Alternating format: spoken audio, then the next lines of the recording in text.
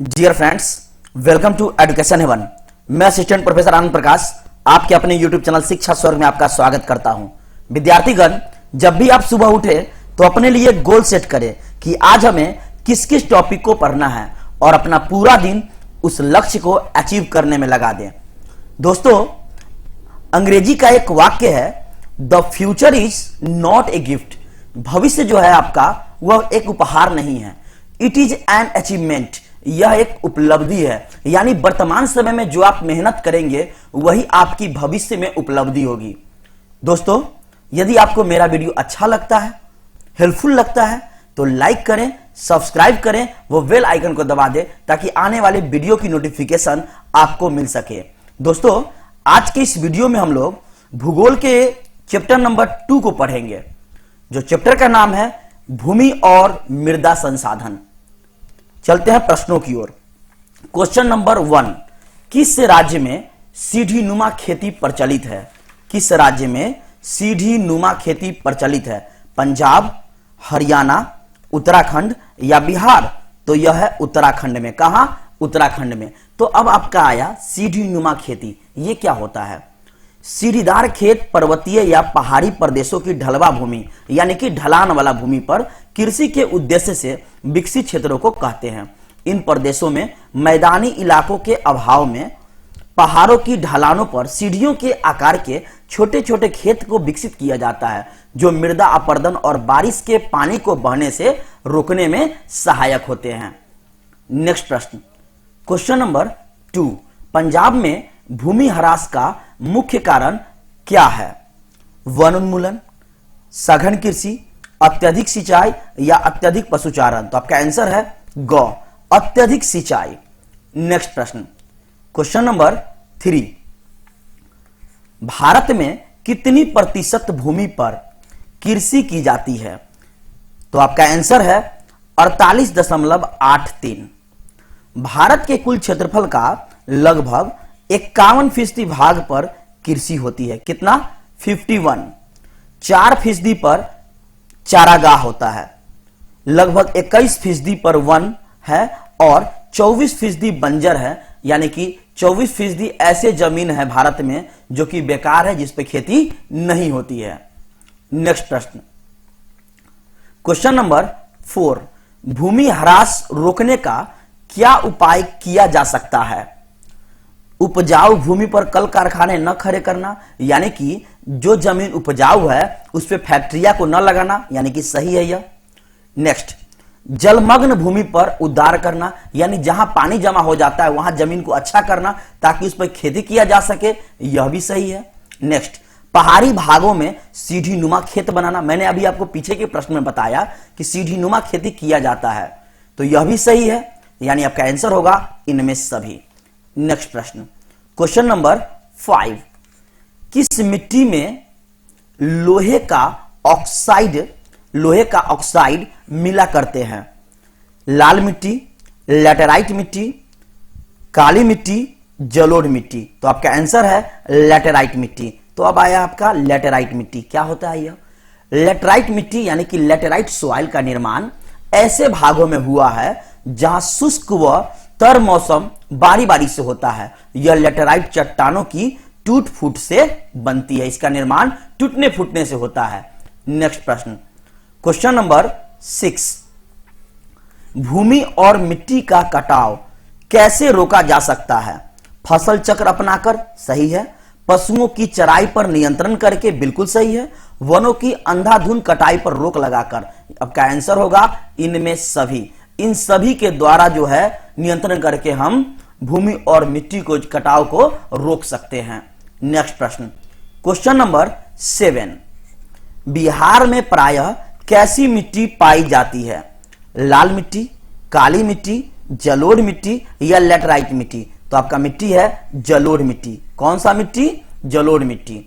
जलोढ़ मिट्टी यानी जलोढ़ उस मृदा को कहा जाता है जो बहते हुए जल द्वारा बहाकर लाया जाता है और कहीं अन्यत्र जमा किया गया हो, यानी कि पानी में बहाकर कहीं मिट्टी जमा हो जाना। यह भुरभुरा अथवा ढीला टाइप का मिट्टी होता है, अर्थात इसके कण आपस में सख्ती से बंधकर ठोस सेल का निर्माण नहीं करते हैं। नेक्स्ट प्रश्न, क्वेश्चन नंबर 8, इनमें से कौन लाल मिट्टी का क्षेत्र है?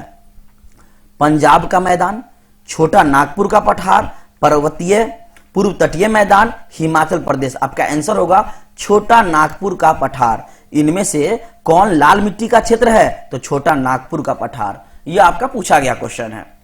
नेक्स्ट प्रश्न, क्वेश्चन नंबर 9, इनमें कौन कारक मृदा निर्माण में सहायक होता है? इनमें से कौन सा कारक मिट्टी के निर्माण में सहायक होता है? स्थानीय जलवायु, पूर्ववर्ती चट्टानें, वनस्पतियां और जीव, इनमें सभी। तो आपका आंसर होगा इनमें सभी। इन सभी के द्वारा जो है मिट्टी का निर्माण होता है। नेक्स्ट, क्वेश्चन नंबर 10, भूमि का मूल्यांकन उसके किस गुण से निर्धारित होता है? मूल्य, आकार, मिट्टी, उत्पादकता। तो आपका आंसर होगा उत्पादकता। नेक्स्ट 11, क्वेश्चन नंबर 11, इनमें काली मिट्टी का क्षेत्र कौन कौन है? इनमें काली मिट्टी का क्षेत्र कौन कौन है? पंजाब, उत्तराखंड, महाराष्ट्र, हरियाणा। तो आपका आंसर होगा महाराष्ट्र। कहां? महाराष्ट्र। काली मिट्टी मुख्यतः महाराष्ट्र में, कर्नाटक में, गुजरात में और मध्य प्रदेश में पाई जाती है। और इस मिट्टी में क्या होता है? इस मिट्टी में मैग्नीशियम, चूना, लौह तत्व और कार्बनिक पदार्थों की अधिकता होती है। एक क्वेश्चन आपका यहां निकला, काली मिट्टी में कौन कौन की प्रचुरता पाई जाती है? तो इसमें मैग्नीशियम, चूना, लौह तत्व और कार्बनिक पदार्थ की अधिकता होती है। नेक्स्ट प्रश्न, क्वेश्चन नंबर 12, भारत में चारागाह के अंतर्गत कितनी भूमि है? भारत में चारागाह के अंतर्गत कितनी भूमि है? 4.71, 12%, 19%, 26। तो आपका आंसर है 4.71%। अब ये आपका आया चारागाह, इसके बारे में पढ़ते हैं। चारागाह की स्थिति समशीतोष्ण प्रदेशों में खूब पाई जाती है। इसमें हरियाली की जगह चराई के लिए उत्तम स्थान होता है। ऐसी जगह मुख्यतः हिमालय में पाई जाती है। कहां? हिमालय में पाई जाती है। दूसरे हिस्सों में जो चारागाह है वह ज्यादातर वृक्ष विहीन छोटी घास वाले हैं, यानी वृक्षों की संख्या वहां 9 के बराबर है और वहां छोटी छोटी घासें पाई जाती है। नेक्स्ट प्रश्न, क्वेश्चन नंबर 13, भारतीय कृषि का राष्ट्रीय उत्पादन में कितना योगदान है? 10%, 22%, 35%, 41%। तो आपका आंसर होगा 10%। कृषि क्षेत्र में देश का लगभग आधी श्रम शक्ति कार्यरत है। हालांकि जीडीपी में इसका योगदान 17.5% है। किसके अनुसार? 2015 से 16 के अनुसार। तो ये आपका आया जीडीपी। जीडीपी क्या होता है? यह जीडीपी यानी कि आपका होता है gross domestic product. Gross domestic product, सकल घरेलू उत्पादन। नेक्स्ट प्रश्न, क्वेश्चन नंबर 14, निम्न में से खरीफ फसल कौन है? धान, गेहूं, केला, चाय। क्वेश्चन है आपका, निम्न में से खरीफ फसल कौन है? तो इसमें आपका कोई भी आंसर नहीं है। आपका आंसर होगा इसमें चावल, जो कि ऑप्शन में मिसप्रिंट है। भारतीय उपमहाद्वीप में खरीफ की फसल उन फसलों को कहते हैं जिन्हें जून जुलाई में बोते हैं। यानी कि खरीफ फसल कब बोया जाता है? जून जुलाई में, और इसे अक्टूबर के आसपास यानी अक्टूबर नवंबर में काट लेते हैं। इन फसलों को बोते समय अधिकतम तापमान एवं आर्द्रता तथा पकते हुए शुष्क वातावरण की आवश्यकता होती है। अब खरीफ फसल कौन कौन है? तो आपका है धान यानी कि चावल, मक्का, ज्वार, बाजरा, मूंग, मूंगफली, गन्ना, सोयाबीन। चलते हैं अगले प्रश्न की ओर। नेक्स्ट प्रश्न, क्वेश्चन नंबर 15, निम्न में से रबी फसल कौन है? गेहूं, धान, केला, चाय। आपका आंसर होगा गेहूं। अब ये रबी फसल क्या होता है? रबी की फसल सामान्यतः अक्टूबर नवंबर में के महीनों में बोई जाती है। इन फसलों की बुआई के समय कम तापमान और पकते हुए शुष्क और गर्म वातावरण की आवश्यकता होती है, जैसे कि चना, सरसों, मसूर, आलू, ये सभी जो है आपका रबी फसलें हैं। नेक्स्ट प्रश्न, क्वेश्चन नंबर 16, जूट के उत्पादन में कौन राज्य आगे है? जूट के उत्पादन में कौन राज्य आगे है? बिहार, असम, पश्चिम बंगाल या उड़ीसा? आपका आंसर होगा पश्चिम बंगाल। जूट के उत्पादन में पश्चिम बंगाल आगे है। नेक्स्ट प्रश्न, क्वेश्चन नंबर 17, किस फसल को सुनहरा रेशा कहा जाता है? किस फसल को सुनहरा रेशा कहा जाता है? जूट, तंबाकू, कपास, रबर? तो आपका आंसर होगा जूट को। जूट को ही हम सुनहरा रेशा कहते हैं। अब ये जूट क्या होता है? जूट पटसन और इसी प्रकार के पौधे के रेशे हैं। इसके रेशे से बोरे, दरी, तंबू, तिरपाल, टाट रस्सी, निम्न कोटि के कपड़े, कागज बनाने के काम में आते हैं। यानी जूट का प्रयोग इन सभी में होता है। जूट शब्द को हम संस्कृत में जटा भी कहते हैं।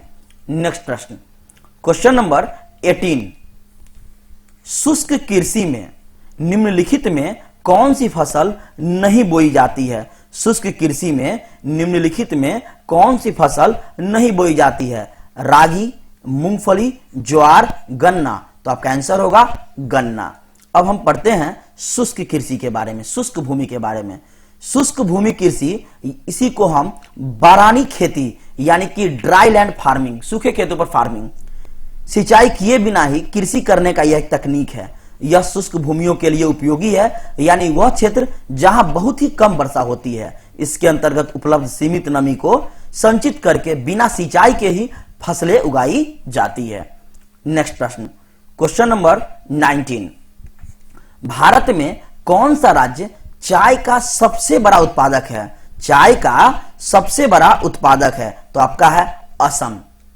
नेक्स्ट प्रश्न, चाय के उत्पादन में भारत का स्थान कितना है? चाय के उत्पादन में आपका भारत का स्थान कितना है? तो दूसरा है। तो पहला कौन है? तो पहला आपका चीन है। कौन है? चीन। चीन की राजधानी बीजिंग, मुद्रा युआन। नेक्स्ट, क्वेश्चन नंबर 21, गेहूं उत्पादन में विश्व में भारत का स्थान कितना है? तो आपका दूसरा है। कितना है? दूसरा है। अब देखिए, गेहूं, चावल और आलू, इन तीनों के उत्पादन में चीन का दुनिया में पहला स्थान है। और चीन में पिछले कुछ सालों में किसानों की आय लगातार बढ़ी है, यानी कि कृषि के मामले में चीन लगातार तरक्की कर रहा है। नेक्स्ट प्रश्न, क्वेश्चन नंबर 22, चावल किस प्रकार का जलवायु का पौधा है? तो आपका उष्ण है, शीतोष्ण है, उष्ण आर्द्र है, उष्ण शुष्क है? तो आपका आंसर होगा उष्ण शुष्क। नेक्स्ट प्रश्न, क्वेश्चन नंबर 23, भारत में पर्वत का प्रतिशत कितना है? भारत में पर्वत का प्रतिशत कितना है? 10, 30, 37, 40? तो आपका 30% है। कितना? 30% भाग पे पर्वत है। नेक्स्ट प्रश्न, क्वेश्चन नंबर 24, रवेदार और रूपांतरित चट्टानों के टूटने से किस प्रकार की मिट्टी बनती है? वाहित, दोमट, बलुई या लाल? तो आपका आंसर है आपका लाल मिट्टी बनती है। कौन सा? लाल मिट्टी। अब यहां आया आपका रवेदार और रूपांतरित। देखते हैं इसके बारे में। शुष्क और तर जलवायु में प्राचीन रवेदार और परिवर्तित चट्टानों की टूट फूट से बनती है यह मिट्टी पानी के संपर्क में आने से हल्की हल्की पीली दिखने लगती है। इस मिट्टी में लोहा, एल्युमिनियम और चूना अधिक होता है। यह मिट्टी अत्यंत रंजयुक्त होती है। इस मिट्टी में बाजरा की फसल अच्छी पैदा होती है, किंतु गहरे लाल रंग की मिट्टी में कपास, गेहूं, दाल, मोटे अनाज भी उपयुक्त है। यानी मुख्य रूप से इसमें बाजरा की फसल होती है लाल मिट्टी में। नेक्स्ट प्रश्न, और आज का आखिरी प्रश्न है आपका 25, काली मिट्टी में मुख्यतः कौन कौन से फसल पाई जाती है? काली मिट्टी में मुख्यतः कौन से फसल पाई जाती है? जूट, कपास, चावल? इनमें से कोई नहीं। तो आपका होगा आंसर कपास। क्या होगा? कपास। भारत में स्थानीय मिट्टी में से काली मिट्टी सबसे अलग दिखाई देती है। इसे हम रेगूर भी कहते हैं। इसमें नाइट्रोजन, पोटास, ह्यूमस की कमी होती है। काली मिट्टी में किसकी कमी होती है? नाइट्रोजन, पोटास और ह्यूमस की। लेकिन प्रायः इसे काली कपास मिट्टी भी कहते हैं, क्योंकि इसमें कपास की खेती ज्यादातर होती है। काली मिट्टी मुख्यतः महाराष्ट्र, कर्नाटक, गुजरात और मध्य प्रदेश में पाई जाती है और इस मिट्टी में मैग्नीशियम, चूना, लौह तत्व और कार्बनिक पदार्थों की अधिकता होती है। दोस्तों, आज के इस वीडियो में मैंने आपको 25 अति महत्वपूर्ण प्रश्नों को विस्तार से बताया है। इसके अंदर 100 से ज्यादा क्वेश्चन मैंने आपको बताई है। अगर आपको मेरा वीडियो अच्छा लगता है, लाइक करें, शेयर करें, सब्सक्राइब करें। मिलते हैं अगले वीडियो में। Thank you very much.